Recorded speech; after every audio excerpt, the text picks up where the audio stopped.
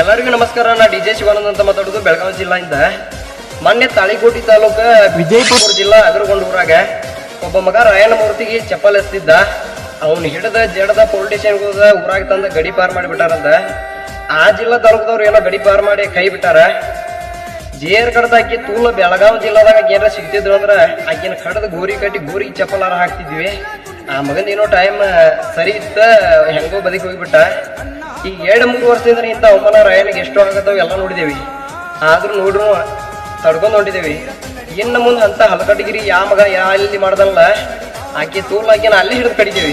ಇನ್ನೊಂದ್ ಮಾತು ಏನಂದ್ರ, ಯಾವ್ಯಾವ ಊರಾಗ ಸರ್ಕಲ್ಗಳು, ಯಾವ್ಯಾವ ಊರಾಗ ಮೂರ್ತಿ, ಯಾವ್ಯಾವ ಊರಾಗ ಪೋಸ್ಟರ್ಗಳದವಲ್ಲ, ಅವಕ್ಕೋಸ್ಕರ ಈ ಸರ್ಕಾರದ ಹತ್ರ ಮತ್ತು ಸರ್ಕಲ್ ಇರುವಂತ ಊರನ್ ಹಿರಿಯರ ಹತ್ರ ಒಂದು ಮಾತು ಮನವಿ ಮಾಡ್ಕೊತೀನಿ. ಏನಪ್ಪಾ ಅಂದ್ರ, ರಾಯಣ್ಣ ಅವಾಗ ಹೆಂಗ್ ದೇಶಕ್ಕೋಸ್ಕರ ದುಡ್ದ ಕಣ್ಣಲ್ಲೇ ಕಣ್ಣಿಟ್ಟು ಕಾದ ಹೆಂಗ್ ಸ್ವಾತಂತ್ರ್ಯ ತಂದು ಕೊಟ್ಟಲ್ಲ, ಹಂಗ ಇವ್ ಎಲ್ಲೆಲ್ಲಿ ಸರ್ಕಲ್ ಎಲ್ಲೆಲ್ಲಿ ಮೂರ್ತಿಗಳದವಲ್ಲ ಅಲ್ಲಿ ಒಂದೊಂದು ಚಿಕ್ಕ CC ಕ್ಯಾಮ್ರಾ ಇಟ್ಟ ಈ ತರ ದಾಳಿ ಆಗಲ್ಲ ನಂಗೆ ಕಾಪಾಡ್ಕೊಡ್ರಿ ಅಂತ ಕೇಳ್ಕೊತೀನಿ. ನಾ ಮಾತಾಡೋದ್ರಲ್ಲಿ ಏನೋ ತಪ್ಪಿದ್ರು ಕ್ಷಮೆ ಇರ್ಲಿ. ನಮಸ್ಕಾರ. ನನ್ನ ರಾಯಣ್ಣಗ ಮಾಡಿರ ಅವಮಾನ, ಮಾಡಿರ ಅವಮಾನ, ಮಾಡಿರ ಅವಮಾನ, ಹೊಣ್ಣು ಅಗಲಾಗ ಒಗದಂಗ